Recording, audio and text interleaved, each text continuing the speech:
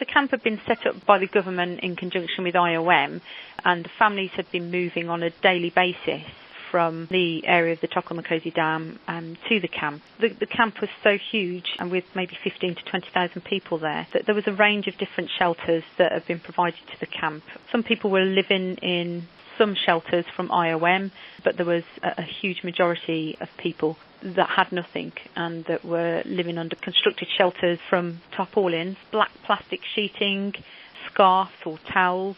People were sleeping on dirt and bare earth. They really were just shacks that had been created out of whatever materials people were able to get hold of. You know, we trained a workforce of 67 members of the community. We trained them up how to erect the tent, how to do it properly in order for the tent to last as long as possible, and make use of the mosquito nets, make use of the vents, and seeing the quality of the tents and seeing that it clearly was the best form of shelter in the camp.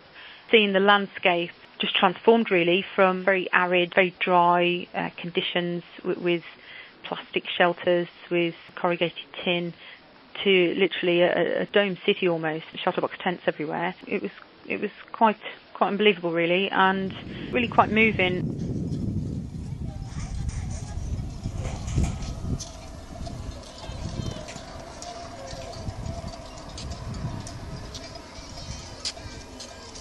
We made it very clear to all the beneficiaries that received a tent that this tent is a gift, and the families received certificates to say this is a gift from the donors of ShelterBox. And it was explained to every single family that this tent belonged to them. It didn't belong to the government, it didn't belong to the police, it didn't belong to anybody else, and it was a gift from the donors at ShelterBox. And really, without those donors, we wouldn't be out there doing what we did. We wouldn't be out there providing shelter to 805 families, just in time for a heavy storm and some heavy rainfall that came. And people were extremely grateful for that. It really was fantastic.